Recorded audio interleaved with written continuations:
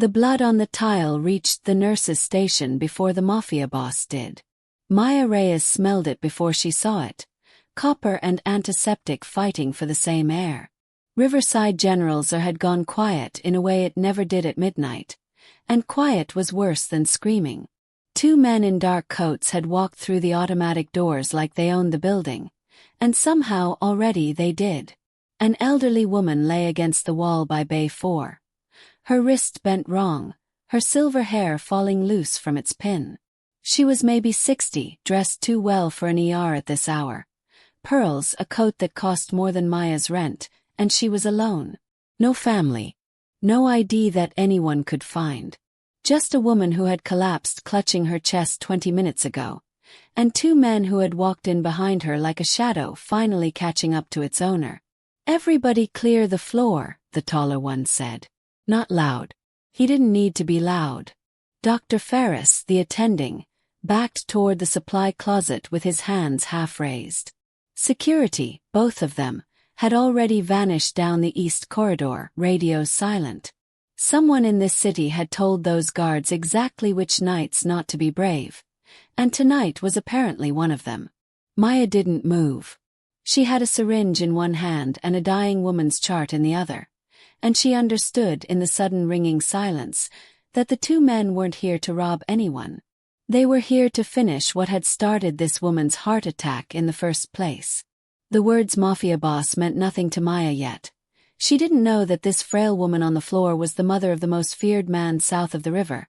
Didn't know that somewhere across the city a convoy of black SUVs was already turning onto the interstate because a phone call had gone out the moment this woman's heart monitor flatlined for 6 seconds in the ambulance. All Maya knew was that the woman on the floor was somebody's mother.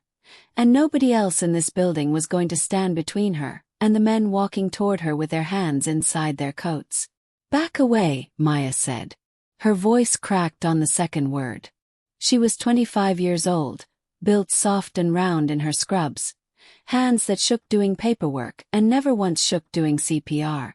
She stepped in front of the gurney anyway between the woman and the two men, because somebody had to and nobody else would. The shorter man laughed. "Move, sweetheart. She's my patient." Maya's voice found its footing. "You want her, you go through me." For 3 full seconds nobody in the ER breathed. 90 minutes earlier, none of this had existed. Maya had been standing at the vending machine counting quarters for a bag of pretzels, worrying about a car payment and her sister's tuition bill, thinking this was just another double shift in a life that never quite balanced. She had no way of knowing that a woman named Elena Moretti was already in an ambulance 3 miles away, clutching her chest, whispering a name into a paramedic's radio that would make every phone in the criminal underworld of this city start ringing at once. She had no way of knowing that the name was Dante. The taller hitman took a step forward. Maya didn't retreat. Somewhere behind her, Elena Moretti's eyes fluttered open, and the old woman's hand found the hem of Maya's scrub top and gripped it like a lifeline. "Somebody call security," Dr. Ferris hissed from the doorway. "Security's not coming," the shorter man said, almost bored. "Nobody's coming, sweetheart. This isn't your fight." "She's breathing," Maya said. "That makes it my fight." The tall one drew his hand free of his coat. Metal caught the fluorescent light. And that was the exact moment the doors at the far end of the ER blew open. Not from wind, not from an alarm, but from 12 men in black suits pouring through them like a held breath finally released, radios crackling, a voice at the center of them cold enough to freeze the room solid. "Whoever touches my mother," the voice said, "will not leave this hospital alive." Every gun in the room turned toward the doors. And every person still breathing understood, in that instant, exactly whose hospital this had just become. Before we dive in, quick question for you. Where in the world are you watching this from tonight? Drop your city or country in the comments. I love seeing how far these stories travel. And if stories like this keep you up way later than they should, you already know what to do before we begin. Now let's go back to where the blood started. Rewind 6 hours. Maya's life ran on a schedule of small survivals. 12-hour shifts at Riverside General, a bus that came late twice a week, a studio apartment above a laundromat that smelled permanently of fabric softener, and a sister, Bella, 3 years younger, halfway through nursing school herself on a scholarship that covered tuition but not books. Maya covered the books. She covered a lot of things. The overdraft fees, the ramen weeks, the quiet shame of standing at a register watching a card get declined and smiling anyway because the line behind her was long and nobody needed to see her cry over $11. She was good at her job in a way that had nothing to do with confidence and everything to do with instinct. Patients calmed down when Maya held their hand. Her supervisor called it a gift and paid her the same as everyone else. Maya didn't mind, mostly. She'd made peace with being invisible in the way people who work too hard to be noticed usually do. She showed up, she saved what she could, and she went home to an apartment too quiet for a life that felt, some nights, like it belonged to someone else. She had one flaw she never apologized for. She couldn't walk past someone in trouble. Not once, not ever. 6 months ago she'd chased down a man who'd shoplifted formula, paid for it herself, and gotten written up for leaving her post. She still didn't regret it. That night, 3 hours before her shift ended, an ambulance call came in. Cardiac event. Female, 60 years old, unresponsive for 90 seconds in transit. Maya was the first nurse to reach the bay. The woman's eyes opened as the gurney rolled to a stop, and she gripped Maya's wrist with a strength that surprised her. "Don't let them find me," the woman whispered. Maya assumed she meant family, an estranged husband, maybe a difficult son. She didn't understand yet that the woman wasn't confused. She was warning her. "You're safe," Maya said, the way she said it to everyone, because it was usually true. "I've got you." She didn't know the woman's name was Elena Moretti. She didn't know that 40 minutes earlier, in a penthouse 11 miles away, a phone had rung in the pocket of a man named Dante Moretti, and the voice on the other end had said 4 words that turned his blood to ice. "Your mother is down." She didn't know that the ambulance had been followed the entire route by a black sedan whose driver had made a call the second Elena was wheeled through the ER doors, or that the call had gone to 2 men already parked 3 blocks away, waiting for confirmation of a location before finishing a job they'd started weeks ago and failed to complete. She only knew that Elena Moretti's blood pressure was dropping, that her pulse was thready, and that something about the fear in the woman's eyes didn't match a normal cardiac event. Elena kept glancing at the door, kept asking between labored breaths if anyone had followed her in. "Nobody followed you," Maya lied gently, because that was the job. Steady hands, steady voice, whatever the patient needed to survive the next 5 minutes. She was wrong. Somebody had. Dr. Ferris ordered a full workup and stepped out to consult cardiology, leaving Maya alone with Elena for the 6 minutes that changed everything. Elena grabbed Maya's hand again, tighter this time, urgency cutting through the sedation. "If anyone comes for me," Elena said, "you run. Don't be a hero. Promise me." "I don't run," Maya said before she could stop herself, and something in Elena's face shifted. Surprise, maybe, or the first flicker of gratitude toward a stranger who had no idea what she'd just agreed to. The automatic doors chimed. Maya glanced up out of habit, the way you do 100 times a shift, and saw 2 men she'd never seen before walk into the ER with a particular stillness of men who had done this exact thing many times and never once been stopped. Something in her stomach dropped before her brain caught up. It was the coats, too heavy for the season, cut wrong to hide something. It was the way they scanned the room instead of the check-in desk. It was the way Dr. Ferris, returning from the hallway, saw them and immediately, wordlessly, began backing away. Maya looked down at Elena Moretti, at the fear that had never actually left the older woman's eyes, and understood. Too late to run, too late to be smart about it. Exactly who these men had come for. She stepped between the gurney and the doors. That was the moment the title of this story became true. That was the moment a broke, exhausted 25-year-old nurse who had nothing to gain and everything to lose planted her feet on hospital tile and refused to move for 2 armed men, unaware that the woman behind her was about to make her the single most protected person in the entire city, and unaware that the man racing toward this hospital right now, sirens of his own private convoy screaming through red lights, was going to walk through those doors and never look at his life the same way again.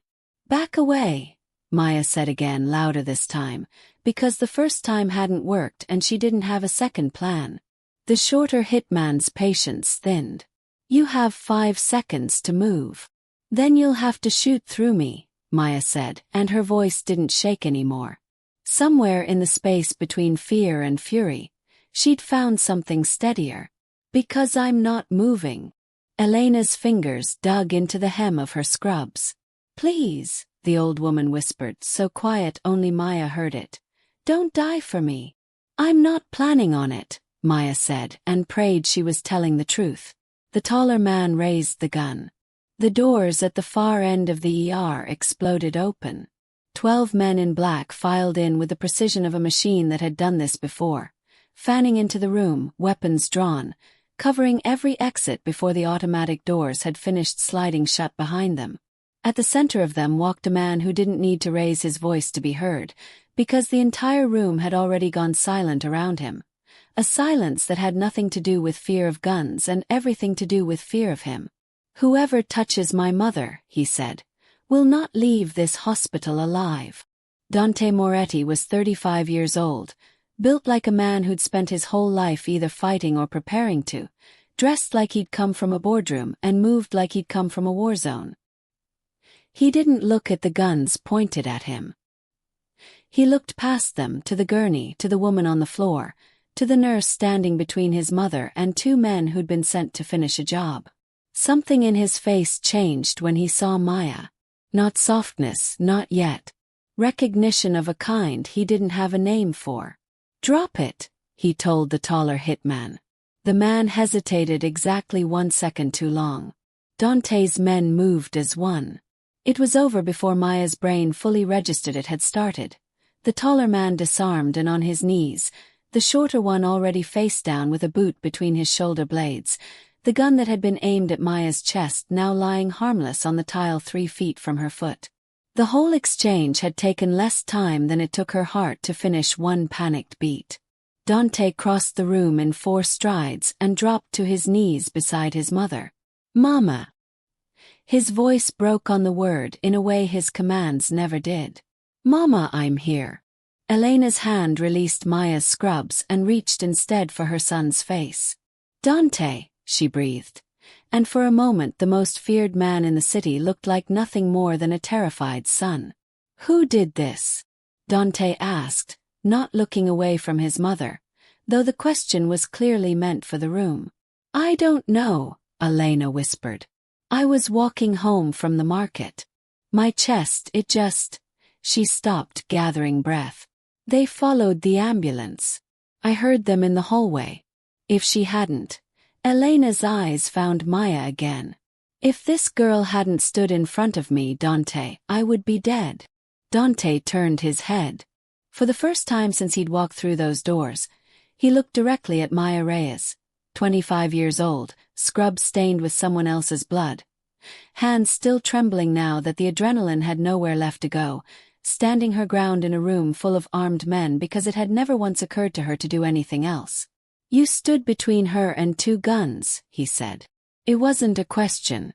She's my patient. Maya's voice cracked, exhaustion finally catching up with her. I didn't know who she was. I didn't know who you were. I just knew somebody needed to stop them, and nobody else was going to. Dante rose to his full height. The room, already silent, went silenter still. What's your name? Maya. Maya Reyes. He said nothing for a long moment, studying her the way a man studies something he doesn't yet have a category for. Behind him, his men were already zip-tying the 2 hitmen, already sweeping the ER for cameras, already working the quiet, terrifying efficiency of an organization used to cleaning up messes that could never reach the police. Maya Reyes, Dante repeated, like he was filing the name somewhere he intended to keep it.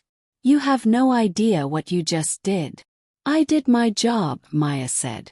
No. Something flickered behind his eyes. Grief, maybe, or the particular ache of a man who'd almost lost the only family he had left. You did what an army of men I pay very well failed to do tonight. You kept her alive. He glanced at his mother, at the blood pressure cuff still on her arm, at the monitor finally settling into a steady rhythm, and something in his shoulders loosened by a fraction of an inch, the first give in a man built entirely of tension. She needs a full cardiac workup, Maya said, falling back into the only language that made sense to her right now. And she needs it from someone she trusts. If those two men knew to follow this ambulance, they might have people inside this hospital too. I want a second nurse confirming every medication before it goes into her fore. Dante's eyes narrowed, not in anger, but in something closer to reassessment. You're telling me how to run security in my own operation. I'm telling you how to keep your mother alive, Maya said. The rest is your problem. For one suspended second nobody moved. Then, low and almost involuntary, Dante Moretti, Mafia boss, dawn of a criminal empire that stretched across 3 states, a man whose name made hardened men go quiet, laughed. Short, surprised, real. Get her a private room, he said to the man beside him, not taking his eyes off Maya. And get this nurse whatever she needs. Whatever she needs for the rest of the night. That's an order. I don't need anything, Maya said. Everyone needs something, Dante said quietly. You just haven't figured out yet what you're owed. By 3 a.m., Elena Moretti had been moved to a private wing on the 4th floor. A wing that, Maya realized with mounting disbelief, had been entirely cleared of other patients within 20 minutes. Its hallway now lined with men in dark suits who didn't blink and didn't sit down. Dr. Ferris had signed off on Maya continuing as Elena's primary nurse for the night, mostly because nobody had the nerve to tell Dante Moretti no. Maya hung a new 4 bag and checked Elena's vitals for the 4th time in an hour, aware the entire time of Dante standing in the doorway, arms crossed, watching her with an intensity that made her hands unsteady in a way 2 armed hitmen hadn't managed. You don't have to stand there, Maya said without looking up. I do, actually. I'm not going to hurt her. I know. I'm not watching her. I'm watching you. Maya's cheeks went warm despite herself. She busied herself with the chart. Well, stop. It's distracting. Good, Dante said, and there was something in his voice, low, deliberate, that made her look up despite every instinct telling her not to. He wasn't smiling. Dante Moretti, she was quickly learning, rarely smiled. But there was a focus in the way he looked at her that felt different from the way anyone had ever looked at her before. Not scanning her the way men usually did, sizing up a body, but studying her like she was a puzzle he intended to solve. You didn't run, he said. Everyone runs from men like that. Actors, security, people with far less to lose than you had tonight. I told your mother I don't run. Maya adjusted the 4 drip. I meant it. Why? The question caught her off guard with its bluntness.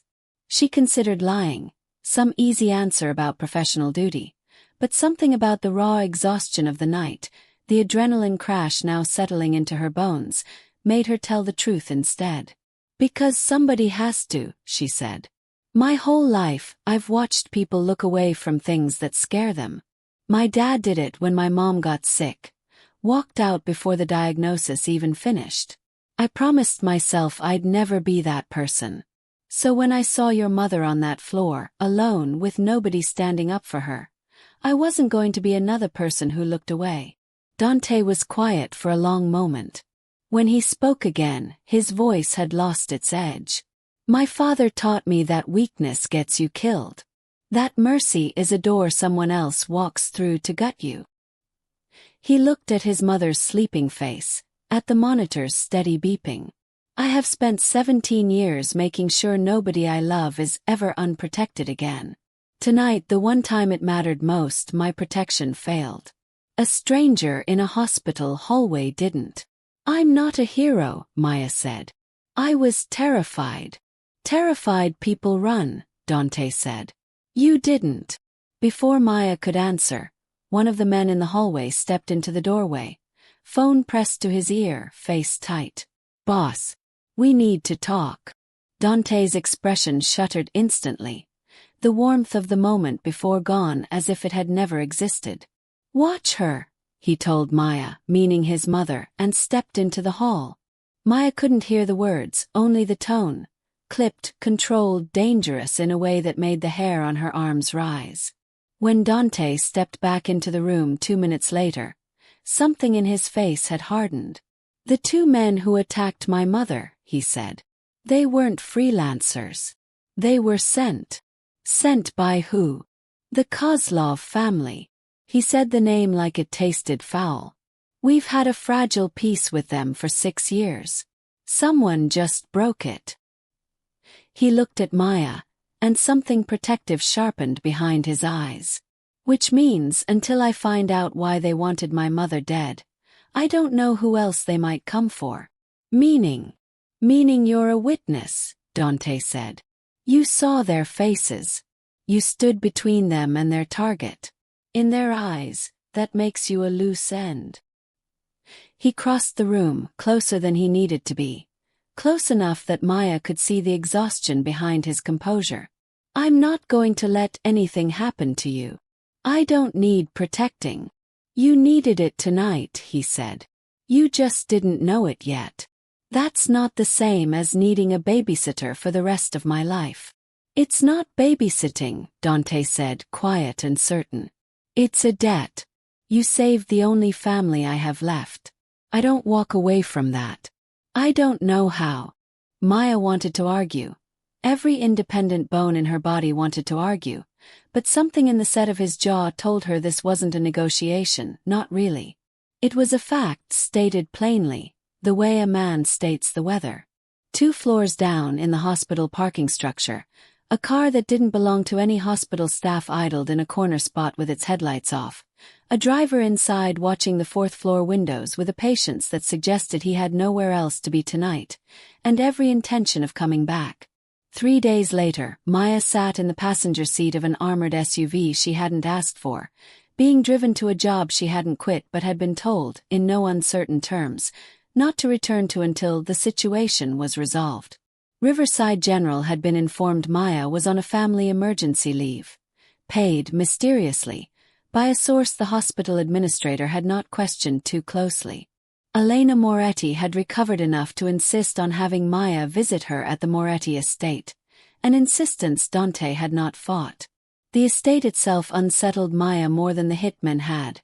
Manicured grounds, armed men who nodded at her like she belonged there, a house that felt more like a fortress with good taste. Elena received her in a sunlit study, looking remarkably composed for a woman who'd nearly died 4 days earlier. "You've been quiet all week," Elena said, pouring tea Maya hadn't asked for but drank anyway. "My son tells me you argue with him more than his own couples do. Your son doesn't take no for an answer very well." "No," Elena agreed, a small, knowing smile touching her mouth. "He never has. Not since he was a boy."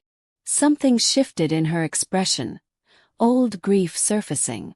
"Do you know why those men came for me, Maya?" He said it was the Kozlov family. Broken peace. That's what he believes. Elena set down her cup. "It's not the truth. Or, it's not the whole truth." Maya went very still. "What do you mean?" Elena's hands folded in her lap, steady despite what Maya could see building behind her eyes. 30 years ago, before Dante was born, I worked as a nurse. At this same hospital, in fact, Riverside General, though it had a different name then. Her gaze lifted, and something in it made Maya's stomach drop. "I treated a young man who'd been shot in an alley 2 blocks from the hospital. Everyone else refused him.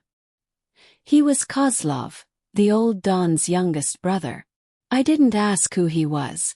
I just saved his life the same as you saved mine. It was the only thing that felt right to do. I don't understand what that has to do with." "His family swore a blood debt to me that night," Elena said. "Not to hurt me, to protect me forever in gratitude. But debts like that curdle over time. Loyalty in that world doesn't stay loyal.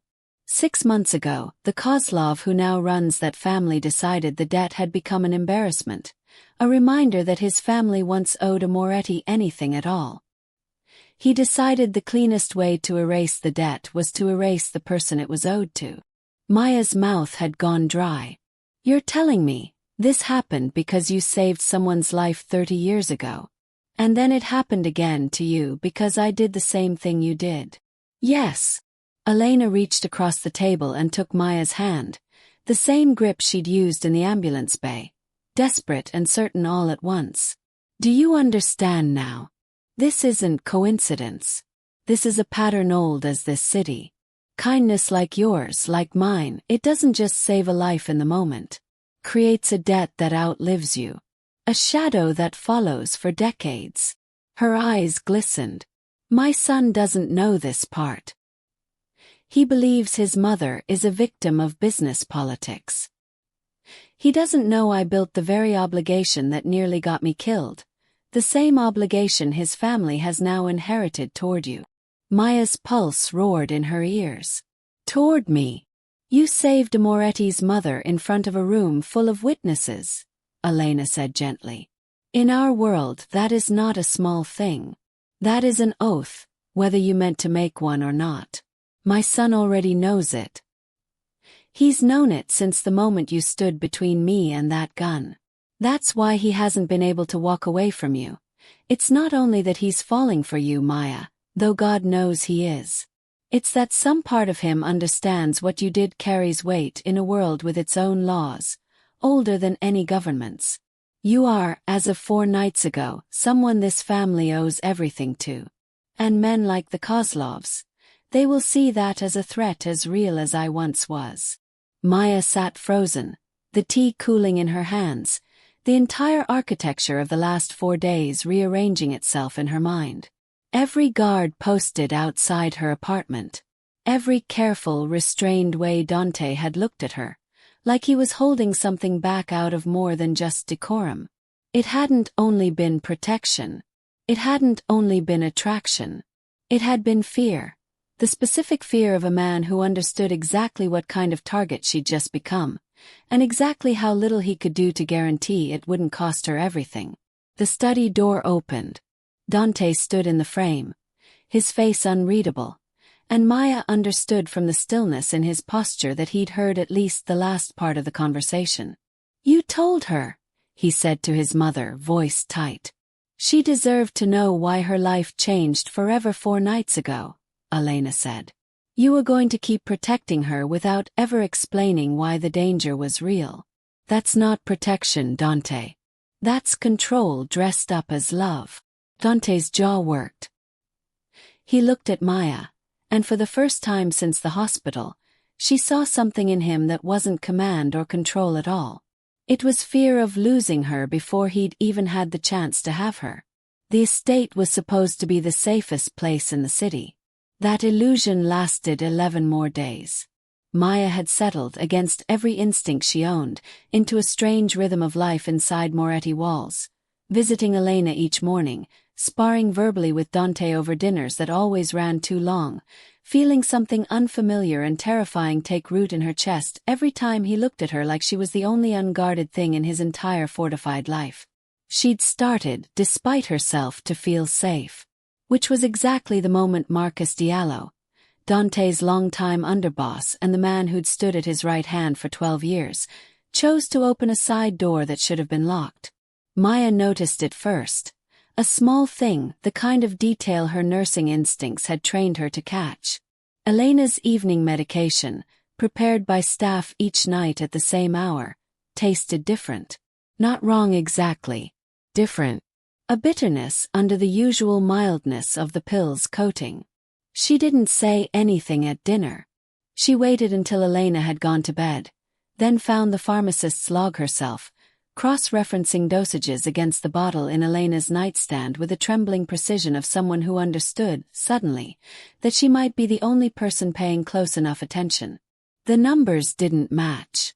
Elena's heart medication had been swapped, subtly, cleverly, with a compound that would look, on paper, identical to her prescribed dose, but would send her heart into arrhythmia within 72 hours of accumulated exposure. Maya went straight to Dante's study, breathless, the pill bottle clutched in her hand. "Someone's poisoning her," she said. Slowly. "It's designed to look like a natural decline." Dante's face went through disbelief, then horror, then a coldness Maya had never seen in him before. He called for the household staff roster within the hour. Every name was checked. Every alibi confirmed. Except one. Marcus Diallo had personally handled Elena's medication delivery for the last 3 weeks. A duty he'd taken on himself, he'd said, out of loyalty after the hospital attack. Nobody had questioned it. Marcus had been Dante's right hand since before Dante had taken over the organization from his father. Marcus had held Dante as a boy at his father's funeral. The betrayal, when it surfaced, didn't just wound, it gutted. Confronted, Marcus didn't deny it. He didn't even flinch. "The Kozlovs found my daughter," he said, quiet, wrecked. 3 months ago. She's 19, Dante. She's in medical school in Chicago, she doesn't know anything about this life, and they found her anyway. They gave me a choice, your mother's life or my daughter's. His hand shook. I chose my blood. I would choose it again. You could have come to me, Dante said, voice a blade drawn slow. And risk you failing to protect her the way you failed to protect your own mother that first night? Marcus's grief cracked into something bitter. I've watched you build walls around this family for 17 years, Dante. I watched the cracks too. I made the only choice a father could make. Dante's hand went to the gun at his hip. Old instinct, old code, the version of him that answered betrayal only one way. Maya stepped forward before she'd fully decided to. Don't, she said. He tried to kill my mother. He tried to save his daughter, Maya said. The only way this world let him. That doesn't make it right. But if you kill him now, out of rage, you lose the one thing that actually matters, the location of his daughter and whoever's holding her. You need him alive to undo this. Dante's chest heaved, fury and logic warring visibly across his face. It took him nearly 30 full seconds to lower the gun. Where, he said to Marcus, voice like gravel, is your daughter being held? Marcus gave an address with a shaking voice.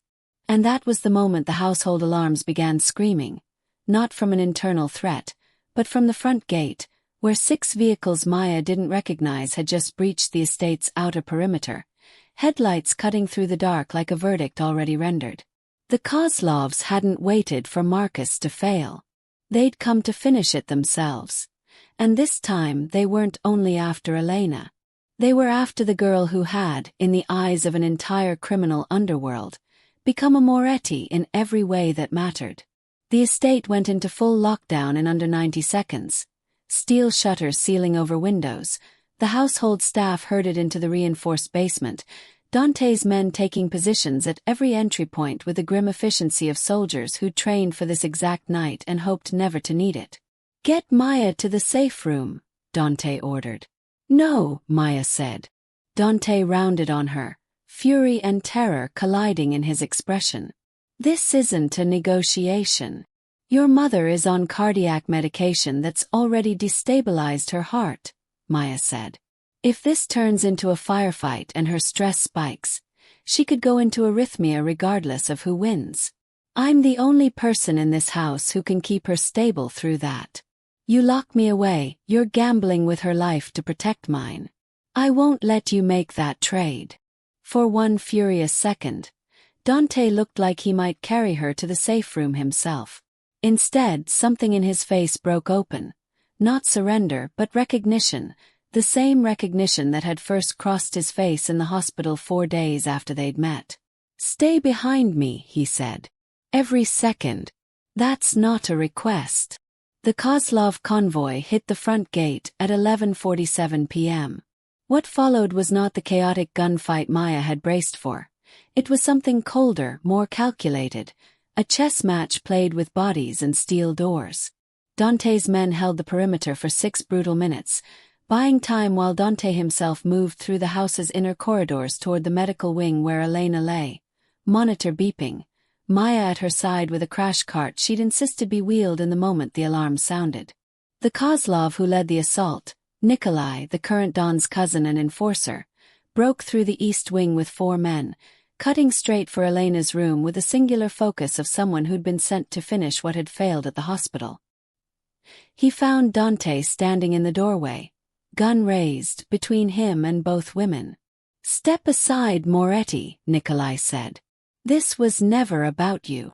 "She's my mother," Dante said. "Everything involving her is about me."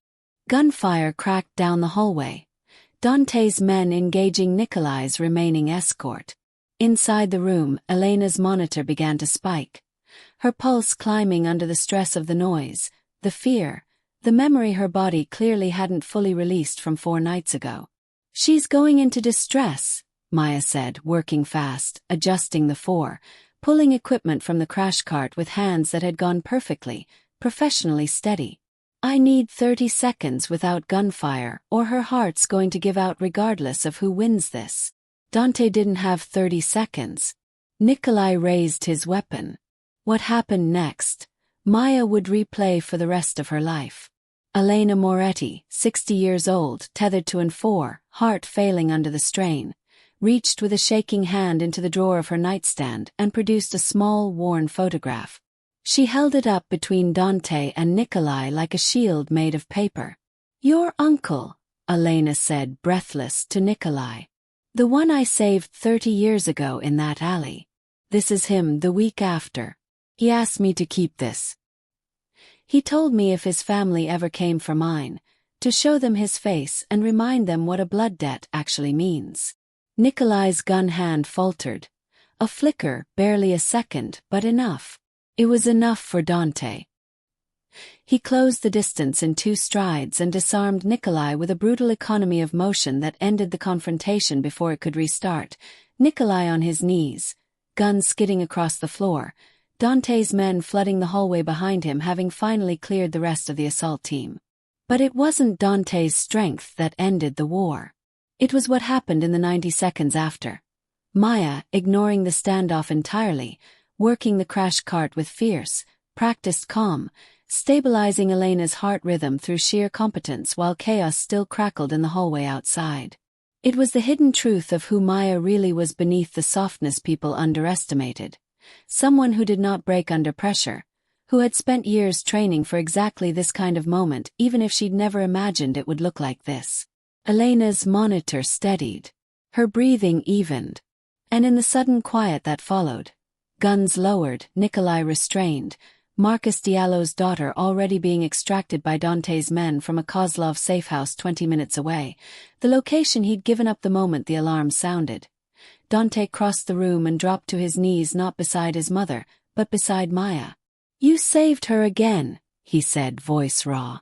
"I did my job," Maya said, hands still shaking now that the emergency had passed. "No." Dante's hand found hers, steadying it the way she'd steadied so many others. "You did what an entire criminal empire couldn't. Twice." Nikolai, on his knees, looked between them with something like disgust and something like grudging respect. "This is why my cousin's debt never should have been forgotten," he muttered. "This family doesn't produce people who walk away. Neither, apparently, does yours." The war ended not with more bloodshed, but with a truce brokered in the wreckage of that night. The old blood debt honored publicly, witnessed by both families, the Kozlov cousins' assault on a Moretti household enough of a violation of underworld law that the current Don, informed by Don, disavowed Nikolai's actions entirely to avoid a war he could not win. Marcus Diallo's daughter came home safely. Marcus himself, stripped of his position but spared his life at Maya's insistence, left the city with his family and a debt of his own he would spend the rest of his life repaying in quiet, distant loyalty. And in the wreckage of a night that had nearly cost everyone everything, Dante Moretti knelt in a hospital clean room beside a nurse who had never once run and understood, with a certainty that terrified and steadied him in equal measure, that he was no longer protecting her out of debt. He was protecting her because he could not imagine his life without her in it. 3 months later, Maya stood in the same ER bay where this had all started, signing discharge papers for a very ordinary sprained ankle, when a familiar black SUV pulled up outside. No longer a threat, just a Tuesday. She'd gone back to work at Riverside General 2 weeks after the Kozlov truce, over Dante's initial objections and eventually with his full support. "You don't get to lock away the thing that makes you who you are," she told him, "just because loving me scares you." He'd never argued that point again. The house on the hill still had guards, still had steel shutters that could seal in 90 seconds if they ever needed to. That part of Dante's world hadn't disappeared, and Maya had made her peace with the fact that it never fully would. But something else had changed. Dante no longer made decisions about her safety without asking her first. He no longer assumed protection meant control. The lesson had cost him nearly everything he loved to learn, and he had learned it. Elena Moretti, fully recovered, had taken to introducing Maya at every family gathering as the girl who taught my son that strength isn't the same as control, a line that made Dante roll his eyes every single time and never once contradict. Maya walked out of the hospital that evening into the same parking lot where, months ago, 2 hitmen had once idled in wait. Dante stood by the car, jacket off, sleeves rolled, looking less like a mafia boss in that moment and more like a man who had spent years forgetting how to simply wait for someone he loved. "You didn't have to pick me up," Maya said. "I have a car now, remember?" "I know." He opened the passenger door anyway. "I wanted to see you the second your shift ended. That's not control. That's just missing you." She let him take her hand, not because she needed protecting, but because, for the first time in her life, she had someone worth choosing every single day, freely, without fear underneath it.